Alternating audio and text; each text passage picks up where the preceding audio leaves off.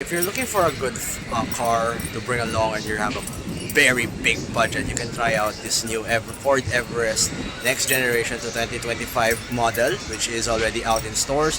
And let's check it out. Ipasada natin. Let's do a quick review kung ano mga papala natin dito and ano yung mga creature comforts, ano yung mga asahan natin. So, let's check it out. Okay guys, so first things first, this is the 2025 next generation Everest from Ford. And as you can see here, this is really decked out and I am really enjoying all the creature comforts that this car provides. I mean, honestly, look at this. Look at everything here. Okay, so ayan. I don't know where really to start kasi medyo overwhelmed din ako, pero let's break it down a little bit. So, I did an initial run sa dito sa neighborhood, sa street namin. So, umikot ako ng mga 2 beses sa street. And this is the first time I've also driven a Ford car, okay? So, medyo kung ano kayo, yeah, I'm new here. I'm new to the Ford catalog. So, anyway, when I was riding this, may rear controls din to. Oops. Control, ayan, you can control temp, as you can see here. AC, you can also check the max, auto. Tingnan pa natin ibang features. Ayan, so may radio din. Ayun. So, pili ka na ng digital na lang siya. Controls here. 12 to 3 p.m. and every Wednesday you've got a Techno Boys, Junior Jock, Wacky, and David. But before we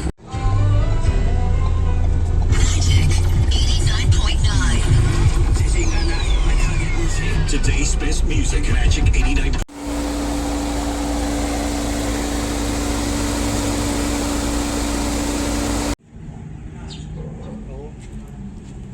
Tsaka yung gulong niya po na malaki.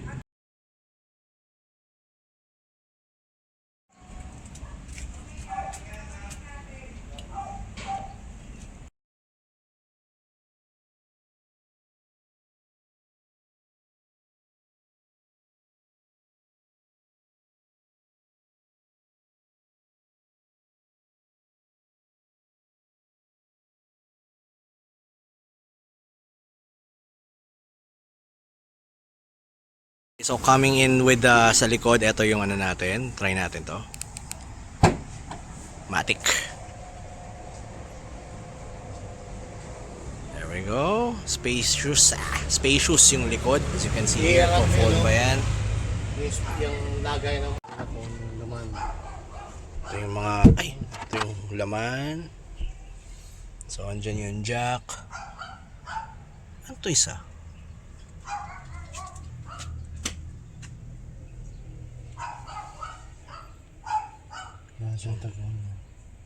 Saan ang spare? Sa'yo dali.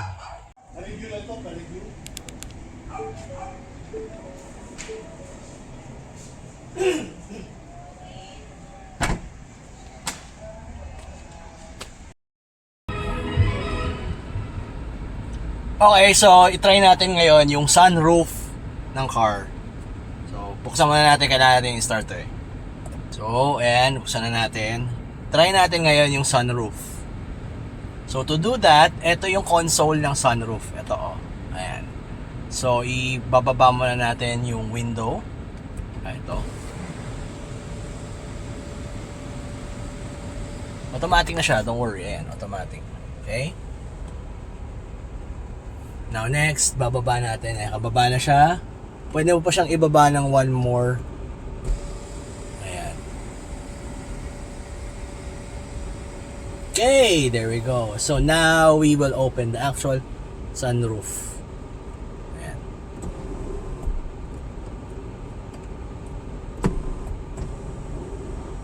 Automatic na siya.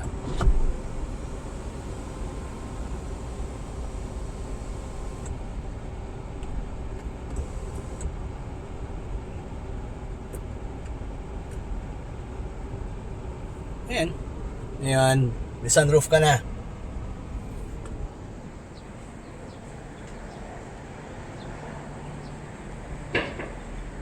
Diba?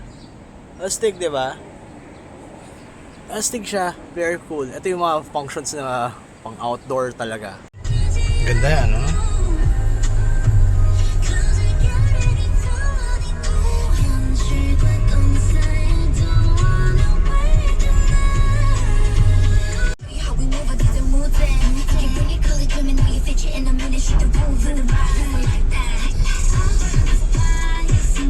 Okay, so pag gabi ganito na yung itsura ng Ford Everest Next Generation Titanium model. So, as you can see here, I love the lighting mga friends. Ayan, yung lighting on the side panels. Really nice. It's really fancy. And hindi naman siya yung tipong nakaka-obscure ng distract. So parang chill lang yung feeling niya. And syempre na-illuminate din nila very well yung locks, yung door locks, and yung power window. And the same goes on the driver's side, which is this side right now where I'm talking. Pero mas marami lang yung mga panels and buttons and mga light up na kailangan makita dito. Tapos syempre kapag yung seatbelts mo is hindi nakakabit. Tapos when yung seatbelts mo hindi nakakabit, ito yung nakalabas, nakalagay doon sa monitor mo, the dashboard, na seatbelts are not connected or not being used properly. And gabalikan natin yung sunroof na panel kanina. When it was afternoon, medyo hindi mo makikita, pero now at night medyo illuminated siya. Ayan, very nice din. Tapos ano pa? Let's check. Yan ang high beam.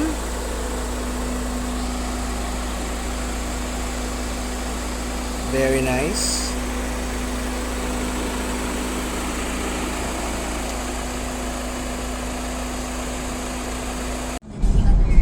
Other songs, yeah. So, sana po makapili rin kayo ng mga gusto niyo, pero kung hindi naman po yung buko. Salamat kayo sa mga nakakita. Right, let's take a trip down memory lane. Right after it ends.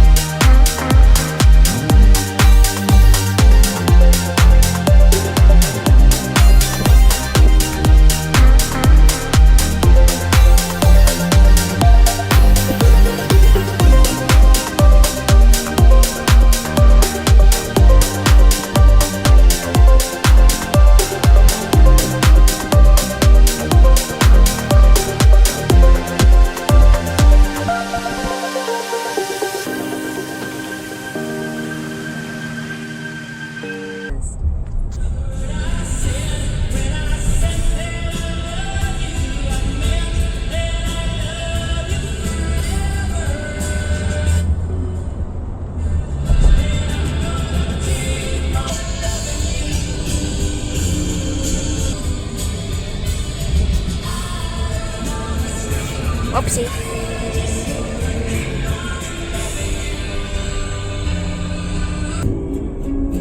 If I can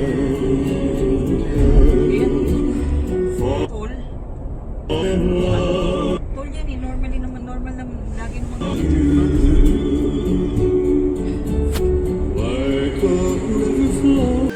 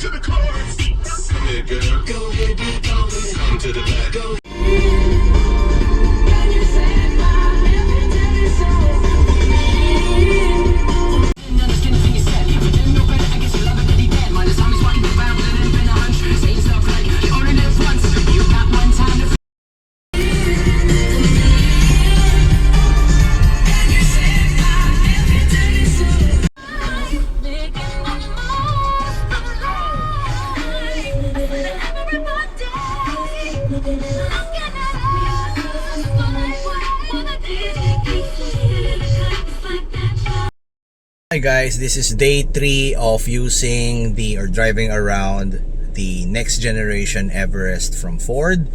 And today, day 3, nandito ako ngayon sa Araneta Coliseum sa Cubao area. I drove it from our place in San Pedro here to hindi naman siya south pero middle, again central. We're gonna attend the Park Seo-joon fan meeting. Thank you, by the way, to the sponsors for that. And just wanted to talk about a little yung effect or yung feel and yung epekto, anyway, insights sa driving around this car. It's definitely a luxury car. Sobrang natutuwa ako i-drive siya. As you can see, very spacious talaga yung likod. Ayun. So my daughter, she loved lying around here. So talagang lounge yung vibe nung lugar, nung pwesto sa likod. Also, I wanted to show you guys yung consumption in the last 3 days for this one. So, syempre, honestly, pagpasok ko when I got the car, ang iniisip ko is malakas sa konsumo sa gas to. And surprisingly, let me just show you muna what it looks like. So surprisingly, ayan yung fuel intake niya. Dinala sa bahay, full tank. Ngayon nasa kalahati pa lang ako, pero ang dami ko walang pagas kahit ano. So nakapagtagaytay na kami, nakapag Nuvali on day 1. Day 2, dinala ko from our place in Laguna to SM North EDSA and then back again. Medyo hataw pa yun kasi nag-skyway kami. So skyway stage 3 all the way to SLEX. So medyo malakas na yung i-expect ko talaga dapat ngayon medyo pero ngayon nasa Cubao ako, and I came from Ortigas prior to that. Ngayon pala nag-half yung konsumo ng gas. So natutuwa rin ako, and it's nice to know na medyo fuel efficient pa rin yung ganito kalaking sasakyan. On top of all the creature features and all the comfort that you are expecting from this, I've already talked about the panel, the LCD panel here, which is really great. Natutuwa rin ako dahil mas up to date and mas mabilis yung reaction time na onboard na Wi-Fi and ng Bluetooth and computer ng car. Also love the sensors na to. Bago yung sensors, so mas and alam mo, sobrang laking tulong din niya. So hindi ako mahilig magbusina, pero kapag nag-alarm na to, magbubusina na talaga ako. The sound system's pretty good also. I'm gonna show that to you later. And the lighting on the panels are also very, very great. Especially pagka kung gusto mo ng medyo stylish. Ayan, I turned it on. So yun yung mga lighting ng here we go. Ayan, naka-lighting na siya. Ayan. May automatic system din siya for so kung wari gusto kong magpalit ng auto. So hindi ko naiisipin kung kailan ako magbubukas ng lights, ng parking lights, kasi it's just there. Sobrang nakakatuwa. And I've already spoken about the sunroof, which hindi ko magagamit ngayon kasi hindi ko magagamit yung sunroof. Although tuwan-tuwa rin yung daughter ko dito and yung wife ko, gusto rin namin yan. Pero yeah, so far there, nakapark na ako. Parking is such a breeze using the Everest. And syempre, lahat naman ng mga bagong cars ngayon, ganyan na yung setup. Pero iba pa rin kasi para sa akin in-expect ko malaki yung kotse, so mahihirapan kang mag-park, mahirap kang pero maganda yung combination ng onboard camera, ng back camera, rear camera, plus yung sensors, plus yung it's making you enjoy reverse parking. Kasi ako hate ko reverse parking sa totoo lang, pero with this, sobrang dali. Anyway, let's continue with the review.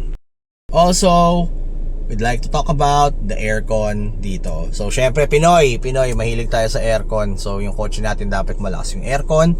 And I'm proud and I'm happy to report na maganda and malakas ang aircon ng next generation Ford Everest. There's a lot of things here though that factors in. So unang-una, very conscious din yung car sa temperature na to. So let me just show you. So ito, pwede mong i-adjust yung temperature. Ayan. So kung gusto mong malamig, gusto mong painitin, ayan, in-adjust ko na. So medyo mamaya magbubuga na ng ano yan. Ayan na. So syempre hindi niyo naman mararamdaman, hindi niyo kasi video, pero yan, uminit na. Pinapainit talaga niya yung ano. Pero pag binaba mo naman yung temperature nito, lowest is yan. Lowest is low. Hindi ko na alam kung anong temperature pa nito. I guess mga 15 degrees. Ayan. Pero ito 16 is cold. I usually put it here sa mga gitna. Ayan, ayan. So, okay. Okay din siya. Tapos may, ano ka rin, so ma-off mo yung aircon dito, as you can see here. So, pwede ba rin pindutin yung auto para siya na bahala mag-iisip sa'yo. Which is really good. Which is really good. Mas lalo na kung marami kang iniisip and you just wanna focus on driving. You can also have rear controls. So, aircon sa likod. And then you can also have the blower. And the kabilang side, this side, itong side na to is for that particular part ng aircon, and this one. So, dalawang side yung control mo. Really nice. So, this is day 4 of the weekend experience with the next generation Everest Titanium from Ford. And malapit ko na isoli ito. So, saglit lang talaga siya, pang weekend lang. Pero I have to say that I really enjoyed driving this. This is a fun experience. So far, ang ganda ng mga pointers na kailangan ko i-point out dito. Very luxurious yung dashboard. The car itself, the speed and acceleration is really good. Handling is perfect for me. Didn't have a hard time, with steering and actually performing yung overtaking and all that. So sobrang easy niya for me. I also love the decor, how fast and how fascinating it is. Yung likod is very spacious, and I'll talk about it later. Tapos yung entertainment console niya, yung console system niya is very, very good. I haven't really touched on the audio, pero I'm gonna do it right now.